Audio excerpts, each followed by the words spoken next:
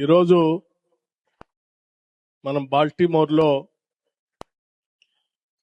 కలుసుకొని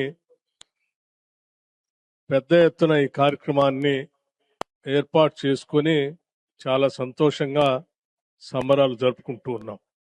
ఈరోజు రాష్ట్ర ప్రభుత్వం తరఫు నుంచి మీరు చేసుకునే ఈ పండుగ కార్యక్రమంలో పాల్గొనేటువంటి అవకాశం కలిగింది. మిత్రులు, మీ అందరికీ ముందుగా నా హృదయపూర్వకమైనటువంటి అభినందనలు తెలియజేస్తా ఉన్నాను. ముఖ్యంగా తెలంగాణ రాష్ట్రం నుంచి ఇక్కడ విచ్చేసినటువంటి మిత్రులందరికీ కూడా కొన్ని విషయాలు ప్రత్యేకంగా మీ దృష్టికి తేవాలనేటువంటి ఆలోచనతోనే వెనక మేము ప్రదర్శిస్తున్నటువంటి ఏవుని మీరు ప్రత్యేకంగా చూడవలసిందిగా కూడా నేను విజ్ఞప్తి చేస్తా ఉన్నాను. ప్రధానంగా మనందరికీ తెలిసిందే, తెలంగాణ రాష్ట్ర ప్రజల యొక్క ఆశలు ఆకాంక్షలు రాష్ట్రం ఏర్పడితే ఆ ఏర్పడిన రాష్ట్రంలో ఉన్నటువంటి వనరులు వ్యవస్థలు అన్నీ కూడా ఆ ప్రజల అభివృద్ధి కోసం ఉపయోగపడాలని కలలు కన్నటువంటి ఆ యువత యొక్క ఆలోచనల్ని మన్నించి ఆనాటి యూపీఏ చైర్పర్సన్ సోనియా గాంధీ గారు ప్రత్యేక రాష్ట్రాన్ని ఏర్పాటు చేయడం జరిగింది. ఏర్పడినటువంటి తెలంగాణ రాష్ట్ర ప్రజల ఆకాంక్షలు నెరవేర్చడం కోసం ఈరోజు పాలనలో ఉన్నటువంటి కాంగ్రెస్ ప్రభుత్వం రాష్ట్ర ముఖ్యమంత్రి రేవంత్ రెడ్డి గారి నాయకత్వంలో ఉన్న వనరుల్ని, ఆలోచనల్ని, మానవ వనరుల్ని అందరినీ ఒక వేదిక మీదకు తీసుకొని వచ్చి తద్వారా రాష్ట్రాన్ని కేవలం భారతదేశంలో ఉన్నటువంటి రాష్ట్రాలతో కాదు, ప్రపంచంలో అభివృద్ధి చెందినటువంటి దేశాలతో తెలంగాణ రాష్ట్రాన్ని పోటీ పడేటట్టుగా చేయాలనేటువంటి ఆలోచనతో అనేక కార్యక్రమాలు ఈరోజు రాష్ట్రంలో చేపట్టాం. అందులో భాగంగా బహుశా మీ అందరికీ తెలిసి ఉండి ఉంటుంది, మూసీ నది హైదరాబాద్ నగరంతో పరిచయం ఉన్నటువంటి వాళ్ళందరికీ తెలిసి ఉండి ఉంటుంది. ఈరోజు ప్రపంచ ఖండాంతరాలు దాటి వచ్చినటువంటి మీ అందరూ అనేక నగరాల్లో ప్రవహిస్తున్నటువంటి ఆయా నదుల యొక్క జీవాన్ని ఏ రకంగా వాడుకుంటూ ఉన్నారో ఆ నగరాల్లో ప్రత్యేకంగా చూసి ఉంటారు. థేమ్స్ రివర్ లాంటి రివర్ పక్కన ఉన్నటువంటి అనేక సౌధాలు, వెస్ట్ మినిస్టర్ లాంటి పార్లమెంటు భవనం, అక్కడ ఉన్నటువంటి అభివృద్ధి కూడా చూసి ఉంటారు. అదే స్థాయిలో హైదరాబాద్ నగరంలో దాదాపు 56 కిలోమీటర్లు ప్రవహిస్తున్నటువంటి మూసీ నదిని ప్రక్షాళన చేసి, రిజర్వేషన్ చేసి, ఫ్రెష్ వాటర్తో ఫ్లో చేస్తూ ఆ నగరానికి మణిహారంగా మూసీ నదిని రిజర్వేషన్ చేయాలనేటువంటి ఆలోచనతో ఈరోజు ప్రభుత్వం ముందుకు పోతుందని మీ అందరికీ చెప్పడానికి చాలా సంతోషిస్తా ఉన్నాను. ఈరోజు మూసీ రిజర్వేషన్ ఏ రకంగా అభివృద్ధి చెందుతుందో కూడా మీరు ప్రణాళికాబద్ధంగా మీకు చూపించడానికి ఒక చిన్న ప్రయత్నం కూడా చేశాం. అలాగే ఈరోజు హైదరాబాద్ నగరానికి ఆనాటి పాలకులు, ఆనాడు కాంగ్రెస్ ప్రభుత్వం ముఖ్యమంత్రిగా ఉన్నటువంటి డాక్టర్ వైఎస్ రాజశేఖర రెడ్డి గారు హైదరాబాద్ నగరం చుట్టూ నిర్మించినటువంటి ఔటర్ రింగ్ రోడ్ కానీ, ఇంటర్నేషనల్ ఎయిర్పోర్ట్ కానీ ఈరోజు తెలంగాణ రాష్ట్రానికి ఓ పెద్ద ఆస్తులుగా ఉన్నాయి. ఆ ఔటర్ రింగ్ రోడ్డు నుంచి తెలంగాణ రాష్ట్రంలో ఉన్నటువంటి మిగతా జిల్లాలన్నింటినీ కలుపుతూ మరొక రీజనల్ రింగ్ రోడ్ని, ట్రిపుల్ ఆర్ని కూడా ఈ ప్రభుత్వం ప్రణాళికాబద్ధంగా ముందుకు పోతాం.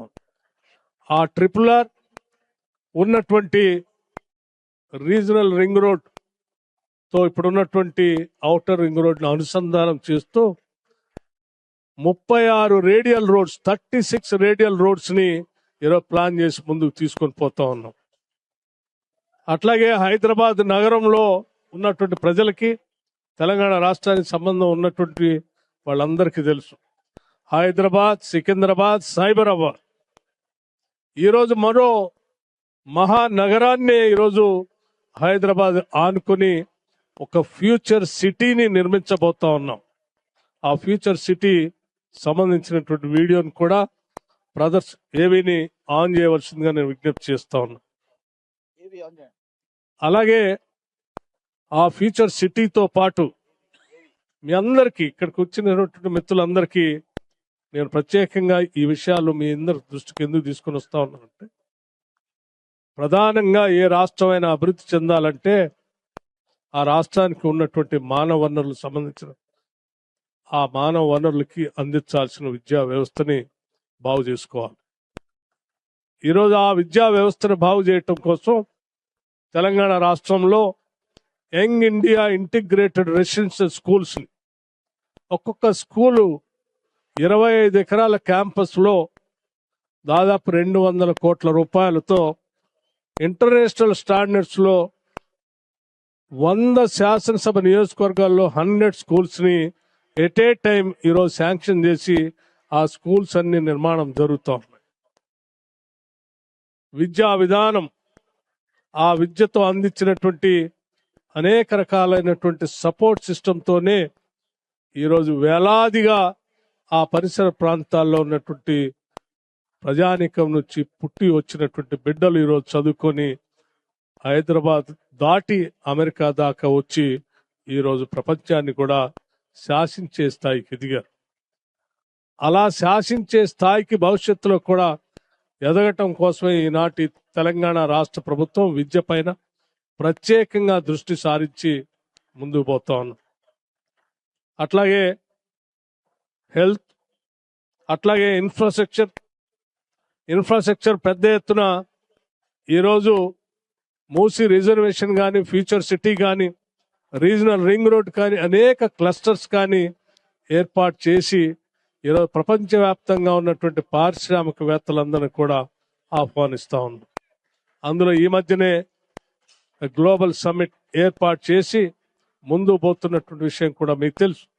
తో పాటు అనేక రకాలైనటువంటి అభివృద్ధి చెందిన మీ అందరినీ కూడా తెలంగాణ రాష్ట్రానికి రమ్మని ఆహ్వానించడానికే నేను ప్రత్యేకంగా అక్కడికి మీరు వచ్చి ఇన్వెస్ట్ చేసి పారిశ్రామికంగా మీకున్నటువంటి విజ్ఞానాన్ని, మీకున్నటువంటి ఇతర మేధస్సుని తెలంగాణ రాష్ట్ర ఏర్పాటు చేసుకోవటానికి ప్రభుత్వ పరంగా కావలసిన వ్యవస్థలన్నీ కూడా వ్యవస్థీకృతం చేసి ఉంచాం. సింగిల్ విండో విధానంతో ఎవరు ఏ ఇన్వెస్టర్ అక్కడికి వచ్చినా ఆహ్వానించడానికి రాష్ట్ర ముఖ్యమంత్రి రేవంత్ రెడ్డి గారు ఈరోజు మీ అందరికీ ప్రత్యేకంగా విజ్ఞప్తి చేయమని నన్ను ప్రత్యేకంగా ఇక్కడికి పంపించారు. మిత్రులందరికీ నేను చెప్పదలుచుకున్నది ఒక్కటే, 1000 కిలోమీటర్లు మీరు దాటి ఇక్కడ దాకా వచ్చారు. మీరు ఈరోజు ఉన్నత శిఖరాలకు ఎదిగినటువంటి మీ మేధస్సుని ఏ మూలాల నుంచి అయితే వచ్చామో, ఏ గ్రామాల నుంచి అయితే వచ్చామో, ఆ గ్రామాల అభివృద్ధి కోసం, ఆ రాష్ట్ర అభివృద్ధి కోసం మీ సహాయ సహకారాలన్నీ కూడా అందించవలసిందిగా నేను విజ్ఞప్తి చేయటమే కాకుండా, మీరు చేసే ప్రతి పనిలో ఈనాటి తెలంగాణ రాష్ట్ర ప్రభుత్వం వెన్నంటి ఉంటుందని, మీరు ఎప్పుడు ఏ రకంగా తెలంగాణ రాష్ట్రానికి వచ్చి మీరు ఏ రకమైనటువంటి అభివృద్ధికి సంబంధించిన ఏ కార్యక్రమం చేపట్టినా, సామాజిక పరమైనటువంటి ఏ కార్యక్రమం చేపట్టినా ప్రభుత్వం తరఫున సదా సిద్ధంగా ఉందని మీ అందరికీ నేను మనస్ఫూర్తిగా తెలియజేస్తా ఉన్నాను. అలాగే మిత్రులారా, ఈరోజు మీరందరూ కుటుంబాల సమేతంగా ఇక్కడికి వచ్చి ఈ సంబరాలు చేస్తూ కొన్ని విషయాలు కూడా రాష్ట్ర ప్రభుత్వ దృష్టికి తీసుకొని వచ్చారు. ఎన్ఆర్ఐస్ గా మాకున్నటువంటి సమస్యల్ని రాష్ట్ర ప్రభుత్వ దృష్టికి తీసుకొని వస్తే వాటిని పరిష్కరించడానికి ఒక ప్రత్యేకమైనటువంటి వ్యవస్థ కావాలని కూడా అడిగారు. ఇప్పటికే రాష్ట్ర ప్రభుత్వం నుంచి ఆలోచన చేస్తా ఉన్నాం. ఎన్ఆర్ఐస్ సంబంధించినటువంటి ఏ అంశం, ఏ సమస్యని రాష్ట్ర ప్రభుత్వం దృష్టికి తీసుకొని వచ్చినా దాన్ని పరిష్కరించడం కోసం ఒక వ్యవస్థని, ఒక గవర్నమెంట్ తరఫు నుంచి లీగల్ స్టేటస్ తో కూడినటువంటి ఒక వ్యవస్థను ఏర్పాటు చేయబోతున్నాం.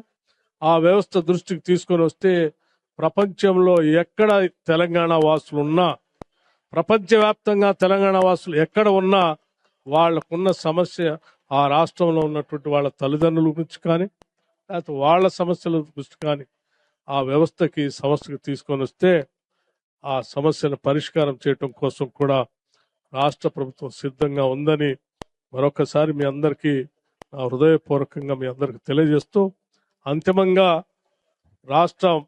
ఈరోజు తెలంగాణ రాష్ట్రం పురోగతి మా అందరి ఆలోచన ఒకటే. 2047 కల్లా $3 ట్రిలియన్ ఎకానమీతో తెలంగాణ రాష్ట్రం ప్రపంచవ్యాప్తంగా ఉన్నటువంటి అభివృద్ధి చెందిన దేశాలతో పోటీ పడే స్థాయిలో కావలసిన విధంగా ప్రణాళిక తయారు చేసుకుని ముందుకు పోతుంది.